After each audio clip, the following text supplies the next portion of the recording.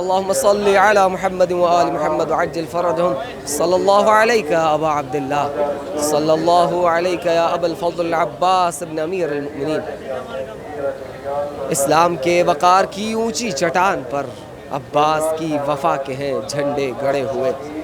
مشی کی تھکن سے چور یہ ظاہر جب نجف سے کربلا کا 90 کلومیٹر کا یہ فاصلہ طے کر کے جب پول نمبر 1452 پہ آ کے کھڑا ہوتا ہے اور حضرت عباس علیہ السلام کے طلائی گنبد کی چمک اس کی آنکھوں میں محسوس ہوتی ہے تو اس کی آنکھیں بہنے لگتی ہیں، گویا اس کو حضرت عباس استقبال کر کے بارگاہ امام حسین علیہ السلام میں پہنچنے پر خوش آمدید کہہ رہے ہوں، اس کو مبارکباد پیش کر رہے ہوں کہ خداوند متعال نے اسے امام حسین علیہ السلام کے در پہ آنا نصیب فرمایا ہے، اور عباس علیہ السلام در حسین کے محافظ بن کر اس کو وصول کرتے ہوئے نظر آتے ہیں، اور یہ حضرت عباس کو اپنی روتی آنکھوں سے دیکھ کر السلام علیک یا ابا الفضل العباس کہہ کے سلام پیش کرتا ہے اور کہتا ہے کہ اے باب الحوائج تجھ پر سلام، اے حسین کے دروازے آپ پر سلام، اے علی کے نورین تجھ پر سلام، اے ام البنین کے چاند تجھ پر سلام، قمر بنی ہاشم تجھ پر سلام، اے سکینہ کی یاس تجھ پر سلام، اے پیاسوں کی امید تجھ پر سلام، اے زینب کا مان تجھ پر سلام، اے ناصر حسین علیہ السلام تجھ پر سلام، اے مجاہد عظیم تجھ پر سلام، اے فقیہ عظیم تجھ پر سلام، اے سجدہ گزار تجھ پر سلام، اے لشکر شہیدان کربلا کے علمبردار تجھ پر سلام، اے حسین ابن علی کے آخری یار تجھ پر سلام، اے حسین ابن علی کی مشکل وقت میں ڈھارس بندھانے والے تجھ پر سلام، اے حسین ابن علی کے رازدار تجھ پر سلام۔ حضرت عباس علمدار علیہ السلام کی زیارت کو ترجمے کے ساتھ جب غور سے پڑھتا ہوا یہ ظاہر آگے بڑھتا ہے تو اس کی آنکھوں سے یہ اشک رواں تھمتا نہیں ہے، اور ایک مرتبہ یہ حضرت عباس کی زندگی کو اپنی نگاہوں میں دہراتا ہوا نظر آتا ہے، اس کی ذہن اور اس کی نگاہوں میں یہ منظر دوڑتا ہے کہ حضرت امام حسن ہو کہ یا حسین جب بھی کبھی پانی مانگا کرتے، چاہے وہ پانی کمبر سے مانگتے، حضرت عباس دوڑ کر جاتے، اور ام البنین کی تربیت کا مبوتا ثبوت حضرت عباس پانی قمبر سے پہلے امام تک پہنچانا اپنی ڈیوٹی سمجھا کرتے۔ بھائی ہونے کے باوجود حسین کو کبھی بھائی نہیں کہا بلکہ سید و سردار کہہ کے پکارا کرتے تھے۔ روایت کہتی ہے ایک مرتبہ حضرت امام حسین نے قمبر سے پانی مانگا، حضرت عباس یہ حکم سن رہے تھے، حکم کو سر آنکھوں پہ رکھتے ہوئے دوڑ کے گئے، ایک برتن اٹھایا، پانی اپنے سر پہ رکھا، واپس آ رہے ہیں، برتن بڑا تھا، پانی چھلکتا ہوا حضرت عباس کے بازوؤں پہ گرا۔ حضرت امیر المؤمنین علی ابن ابی طالب یہ منظر دیکھ رہے تھے، نہ جانے ذہن میں کون سا منظر گزرا کہ عباس کو اپنے پاس بلایا، عباس کے نے بازوؤں کو پکڑا، ان کو بوسے دینے شروع کیے۔ ام البنین نے پوچھا ہوگا اے عباس کے بابا، آپ حضرت عباس کے بازوؤں کو کیوں چوم رہے ہیں اور کیوں آپ کی آنکھوں سے اشک رواں ہیں؟ حضرت ام البنین کو جواباً بتایا ہوگا اے ام البنین آپ نہیں جانتی، میں جانتا ہوں کہ ان بازوؤں کو نصرت حسین میں کاٹ دیا جائے گا۔ اس عباس کے کٹے بازوؤں کو سلام عقیدت پیش کر رہے ہیں، بین الحرمین میں بارگاہ حضرت عباس میں پہنچ کر اجازت اور اذن طلب کر رہے ہیں۔ اے کٹے بازوؤں سے زیارت امام حسین کی اجازت دینے والے، اے کٹے بازوؤں سے اٹھتے ہوئے ہاتھوں کی حاجات کو پورا کرنے والے، اے کریم ابن کریم عباس تجھ پر سلام۔ روایت یہ بتاتی ہے کہ حضرت عباس علمدار سائے کی طرح حضرت امام حسین کے ساتھ رہے، اور جب شب عاشور کو چراغ بجھا کر امام حسین نے کہا چلے جاؤ، ان کی جنگ مجھ سے ہے، تم میں سے کسی کی جان ان کو مطلوب نہیں ہے، حسین کو اکیلا چھوڑ کے چلے جاؤ، اگر شرم آتی ہے کسی پردہ دار کو اپنے ساتھ لو اور مدینہ کے شہر جا پہنچو، اپنی جان بھی بچاؤ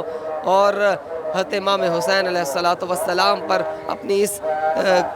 لٹتی ہوئی جان کو محفوظ رکھ لو۔ چراغ کا بجھنا تھا، روایت کہتی ہے سب سے پہلے حضرت عباس کھڑے ہوئے، اور تاریکی کے عالم میں حضرت عباس نے ایک عظیم خطبہ بلند کیا اور امام حسین علیہ السلام کو اپنی نصرت کا یقین ان الفاظ سے دلایا: کہا خدا وہ وقت ہم پر نہ لائے کہ ایک لمحہ بھی حسین ابن علی کے بعد زندہ رہنا پڑے، اس لیے کہ حسین ابن علی کے بغیر زندگی کوئی شرف اور فخر کے قابل نہیں بلکہ ذلت اور مایوسی کی زندگی ہے۔ اور حضرت عباس کی ہی تاسی میں تمام شہدائے کربلا کھڑے ہو کر عباس علیہ السلام جیسے الفاظ سے امام حسین کو اپنی نصرت کا یقین دلاتے ہوئے نظر آئے۔ روایت یہ بتاتی ہے کہ حضرت عباس نے تب تک آنکھیں نہ کھولیں جب تک امام حسین نے ان کو اپنے ہاتھوں پہ بلند نہ کیا، اور جب وقت آخر آیا تب امام حسین علیہ السلام ہی وہ شخصیت تھی کہ حضرت عباس نے آخری چہرے کا دیدار کیا۔ اور وقت کے محمد اور وقت کے علی جیسی ایک کمال شباہت ہماری نگاہوں کے سامنے آتی ہے کہ جیسے حضرت علی نے پہلی زیارت محمد مصطفیٰ کی اور آخری زیارت بھی حضرت رسول خدا کی حضرت علی کو نصیب ہوئی کہ جب محمد مصطفیٰ کا سر حضرت علی کی گود میں تھا اور روح قفس انصری سے پرواز کر گئی، ایسے ہی امام حسین علیہ السلام کو دیکھتے ہوئے عباس نے آنکھیں کھولی اور اپنی جان آفرین کے سپرد کی ہے، تو حسین کی چہرے کی زیارت کرتے ہوئے یہ آنکھیں بند کی ہیں۔ اور جب شب عاشور ایک بدبخت چمر لعین جو رشتے میں آپ کا قریبی تھا حضرت عباس علیہ السلام کو پکار کر کہتا ہے اے بھانجے آؤ، میں تمہارے لیے امان نامہ لایا ہوں، آؤ اور اپنے تینوں بھائیوں کی بھی جان بچا لو، کہ امیر المومنین یزید نے لکھ کر امان نامہ بھیجا ہے، بس حسین کو چھوڑ کر تمہیں یزید کی اطاعت کو قبول کرنا ہے۔ عباس نے تو جواب دینا مناسب نہیں سمجھا،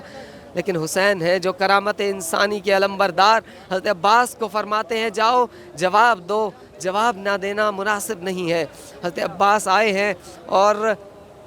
اس بدبخت کو اتنا کہا کہ تجھ پر بھی اور تیرے اس امان نامے پر بھی لعنت ہے کہ جو امان نامہ حسین کے لیے تو نہیں، فاطمہ کے لال کے لیے تو نہیں، اپنے اس عباس کے لیے لائے ہو۔ اور روایت یہی بتاتی ہے کہ مایوس ہو کر جب یہ بدبخت لوٹا تو حضرت عباس علیہ السلام کے یہ چرچے یزید تک پہنچائے گئے، اور یزید تک جب یہ علم پہنچا ہے تو کیا دیکھتا ہے،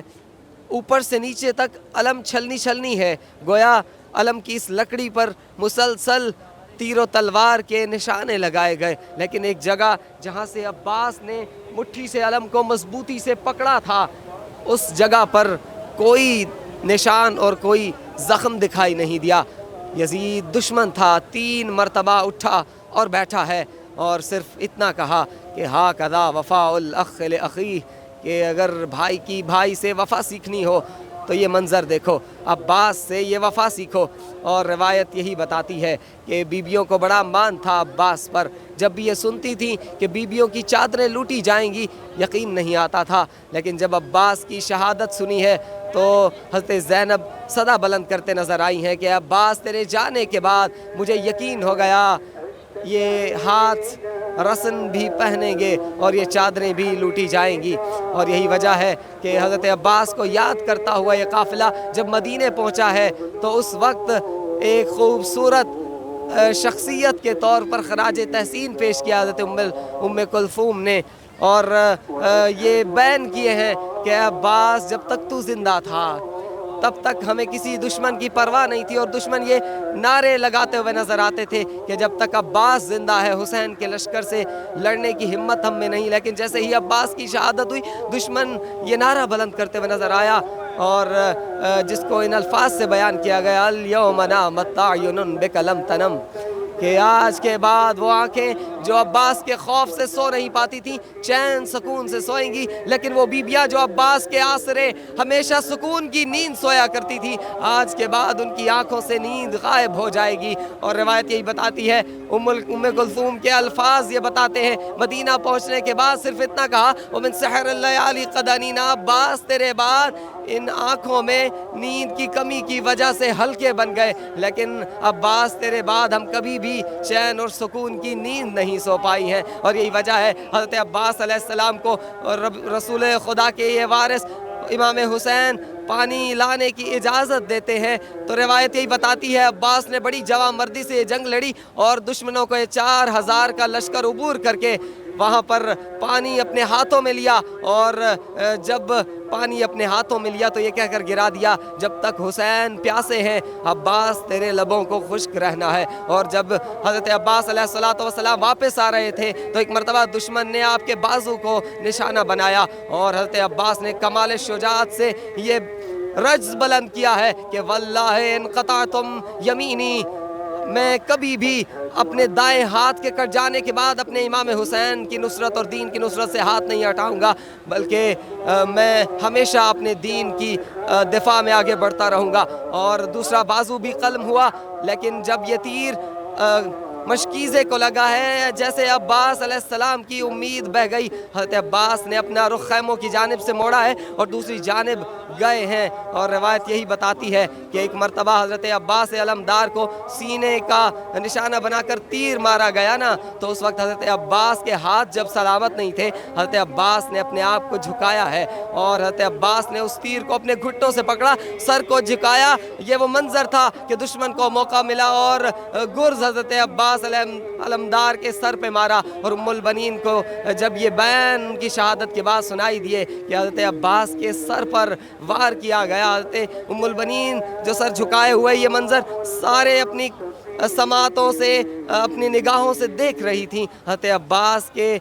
قد کے حوالے سے بات آئی تو یہ منظر گھوم گیا۔ عباس کا قد تو اتنا لمبا تھا، جب زینے ذوالجناح پہ بیٹھا کرتے تو حضرت عباس کے پاؤں رکاب میں ہوتے اور گھٹنے گھوڑے کے کانوں سے ٹکراتے۔ جب کبھی حضرت عباس رکاب سے پاؤں نکالتے تو زمین عباس کے قدموں کے بوسے لیتی نظر آتی۔ کیسے ہو سکتا ہے میرے بیٹے عباس کے سر پر کوئی وار کرے؟ تو اس دشمن کے اس وار کو حضرت بی بی تک پہنچایا گیا کہ تیر لگا، تیر نکالنے کے لیے جب سر جھکایا گیا نا، اس وقت حضرت عباس کے سر پر وار کیا گیا۔ اور عزادارو یہ منظر اپنے ذہنوں میں محفوظ کرتے ہوئے محسوس کیجئے گا، جب حضرت عباس زینے ذوالجناح سے زمین پہ آئے ہیں تو عباس کے سلامت نہیں تھے، عباس کے بازو جب سلامت نہیں تھے تو یقیناً عباس سر کے بل زمین پہ آئے۔ اور اس وقت جب حضرت عباس علیہ السلام اکیلے زینے ذوالجناح سے زمین کربلا پہ آئے تو ہر طرف دشمنوں کا وہ مجمع کے جو حضرت عباس کا بغض اپنے سینوں میں لیا ہوا ہے، جس کے ہاتھ میں تیر تھا، جس کے ہاتھ میں تلوار تھی، ہر کسی نے وار کیا اور عباس کو اتنے ٹکڑوں میں بانٹ دیا کہ آخری وقت میں جب امام حسین علیہ السلام لاش اکٹھی کرنے کے لیے آئے تو علماء بیان فرماتے ہیں کہ لاش اٹھا کر خیمے نہیں لے جا پائے، بلکہ اس کی 3 وجوہات ہو سکتی ہیں۔ اور جس کی کمر کا زور ٹوٹ گیا وہ اب عباس کی لاش کو کیسے اٹھائے؟ دوسری وجہ یہ ہے کہ عباس کے ٹکڑے اتنے ہو چکے تھے کہ عباس کو لے نہیں جا پائے۔ اور تیسری وجہ یہ ہے کہ جب حضرت عباس سکینہ